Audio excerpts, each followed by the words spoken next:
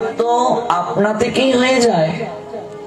কোন নারীর স্মৃতিতে যখন কোন পুরুষ সিঁদুর দান করে, সিঁদুরের অধিকারে সেই নারী সেই পুরুষের সকল কিছুতেই অধিকার প্রাপ্ত হয়ে যায়।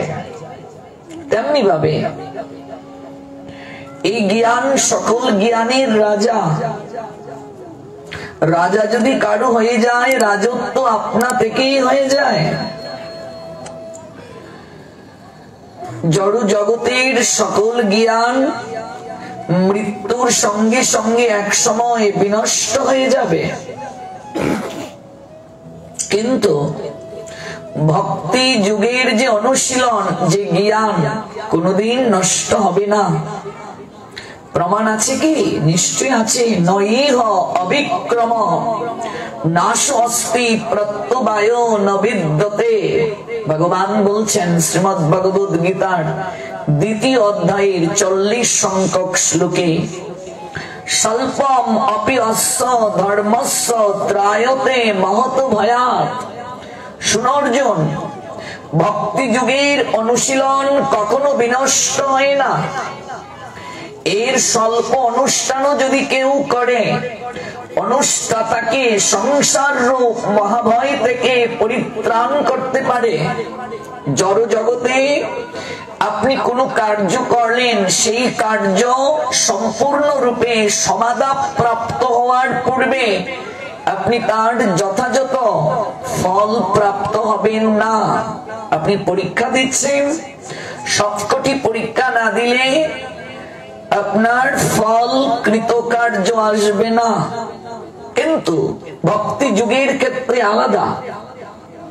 কেউ যদি স্বল্প সময়ও ভগবানের কথা শ্রবণ করে, কেউ যদি ভক্তি যুগের স্বল্প অনুষ্ঠানও করে, ভগবান বললেন নইহ অবিক্রম নাশ অস্তি প্রত্যবায় ন বিদ্যতে। ভক্তি যুগের অনুশীলনটার কোনো বিনাশ নেই। জগতে ভক্তি ভক্ত ভগবান এই তিনের বিনাশ নেই। তার স্বল্প অনুষ্ঠান অনুষ্ঠাতাকে সংসার রূপ মহাভয় থেকে পরিত্রাণ করে, ত্রায়তে মহত ভয়াৎ, ত্রাণ করে দেয়। The all-powered Supreme Being Krishna said, Srimad Bhagavad Gita, Shankha Yoga, 2 chapter, 40 words. Oh my dear Arjun, please listen and attend to what I say. In this endeavor there is no loss or diminution, and a little advancement on this path can protect one from the most dangerous type of fear. Bhakti যুগের অনুশীলনটা কোনদিন বিনাশ হয় না। অজামিল শ্রীমদ্ ভাগবত থেকে আমরা দেখতে পাই, প্রথম জীবনে সাধু সেবা করেছে, সে বেদ অধ্যয়ন করেছে, ভক্তি যাজনে মনকে অবিরত উৎসর্গ করে রেখেছে। কিন্তু একদিন যজ্ঞের জন্য কাষ্ঠ সংগ্রহ করতে সে জঙ্গলে গিয়েছিল। সেখানে গিয়ে এক গণিকাকে বস্ত্রহীন অবস্থায় দেখে তার চিত্তে কামনা জাগ্রত হয়ে যায় এবং সেই গণিকাকে প্রাপ্তির জন্য সে অপেক্ষা করতে থাকে। মনে রাখবে, নরকের 3টি দরজা। সর্বপ্রথম দরজাই হচ্ছে কাম। যতদিন পর্যন্ত আমরা ইন্দ্রিয় সংযমে নিজেকে তৎপর করতে না পারব, ততদিন যাবৎ জড় জগতে, এমনকি চিন্ময় জগতে, কোন জগতে আমরা সুখী হব না। যতদিন পর্যন্ত জীবে দয়া পোষিত না হবে, ততদিন পর্যন্ত নামে রুচি আসবে না। যতই জপের গুটি টানি, লাভ হবে না। জীবে দয়া নামে রুচি বৈষ্ণব সেবন, শ্রীমান মহাপ্রভুর শিক্ষা। ইহা হতে ধর্ম আর নাহি সনাতন। তো জীবের প্রতি দয়া পোষণ, এখানে দুটি তত্ত্ব। প্রথম তত্ত্বটা কি?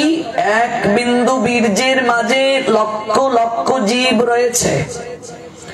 কেউ যদি শাস্ত্র নিয়ম ব্যতি রেখে জীব হিংসা করে, অর্থাৎ ব্রহ্মচর্য ব্রত পালন না করে, তাহলে সে অনন্তকাল হরিনামের গুটি টানুক, নামে কোনোদিন তার রতি আসবে না। রতি শব্দের অর্থ কি? অনুরাগ। অনুরাগ আসবে না। কলিযুগের মানুষের এত আয়ু কমছে কেন? সত্যযুগে মানুষ 1 লক্ষ বছর জীবন ধারণ করতে পারত, আয়ু ছিল 1 লক্ষ বছর। সত্যযুগের পর ত্রেতা যুগ এলো, ত্রেতা যুগের আয়ুষ্কাল ছিল 10,000 বছর মানুষের, আর যুগের আয়ু ছিল 12,96,000 বছর।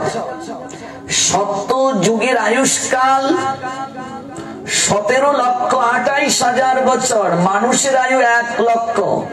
আর ত্রেতা যুগে মানুষের আয়ু 10,000, যুগের আয়ুষ্কাল 12,96,000 বছর। তারপর দাপর যুগ এলো, দাপর যুগের আয়ুষ্কাল 8,64,000 বছর, মানুষের আয়ুষ্কাল ছিল 1,000 বছর। দাপর যুগে মানুষ 1,000 বছর জীবন ধারণ করতে পারত। তারপর যে যুগ চলছে 5,500 বছর মাত্র গিয়েছে যে যুগের, যার নাম কলি। এই কলি যুগের আয়ুষ্কাল 4,32,000 বছর, মাত্র গিয়েছে 5,500 বছর। এই যুগের আয়ু যেমন কম, মানুষের নির্ধারিত কোনো আয়ু নেই। যে কোনো সময় কলিযুগের মানুষেরা মরে যাবে। দাদুর আগে নাতি মরবে, মরছে কি? মায়ের আগে মেয়ে মরবে, মরছে কি? একজন পিতামাতার সবচেয়ে যন্ত্রণাকর দৃশ্য হলো সন্তানের মুখে অগ্নি দর্শন করা। এর থেকে দুঃখ হতে পারে একটা মায়ের, একটা বাবার? কিন্তু কলিযুগে দাঁড়িয়ে দাঁড়িয়ে তা দেখবে মা বাবা। কলি শব্দের অর্থ অফুটন্ত, অপ্রকাশিত। ভক্তি, জ্ঞান, বৈরাগ্য এই যুগে প্রকাশিত হয় নাই, সবই ঘুমন্ত, নিদ্রিত। এই কলি সর্বদা বিপথে ধাবিত করবে আমাদেরকে। কলি শব্দের আরেকটা অর্থ হচ্ছে অন্ধকার, অজ্ঞানতা, মায়া। কলি মানে ভক্তি প্রতিপালনের বিপরীত শক্তি। এই যুগে মানুষ অন্নগত প্রাণ, যোনিগত মন, তাদের নির্ধারিত কোনো আয়ু নেই। যে কোনো সময় কলিযুগের মানুষেরা মরে যাবে। এই বেশ আসন থেকে আমি উঠতে পারবো কিনা তার কোনো নিশ্চয়তা নেই।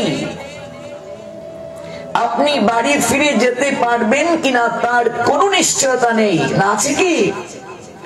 যদি চোখটা খুলে রাত্রে ঘুমিয়েছেন তাহলে আপনার জীবনে সকাল, নইলে আপনার আমার জীবনে পরকাল। এই কলিযুগে মানুষের আয়ু এত কমছে কারণ কলিযুগের মানুষেরা সবচেয়ে বেশি ভোগী। এই যুগে মানুষেরা বীর্যকে অধিক পরিমাণে ক্ষয় করছে নির্ধারিত সময়ের পূর্বে, শাস্ত্রের নিয়ম ব্যতি রেখে। যার কারণে ওদের আয়ু দিন থেকে দিন কমে যাচ্ছে। রোগ ব্যাধি যন্ত্রণা একের পর এক শরীরে ভর করছে। কলির লক্ষণ প্রসঙ্গে শাস্ত্র জানিয়ে দিলেন, মানুষের উচ্চতা দিন থেকে দিন কমে যাবে। যাচ্ছে কি? কলির শেষ প্রান্তে মাত্র 5,500 বছর গেল। কলির শেষ প্রান্তে সবাই ধীরে ধীরে ম্লাচ্ছ হয়ে যাবে, যবন হয়ে যাবে। তাই হচ্ছে। আচরণহীন হয়ে যাবে। সনাতনী হিন্দুকে এক সময় আর খুঁজে পাওয়া যাবে না, সবাই আচরণহীন হয়ে যাবে।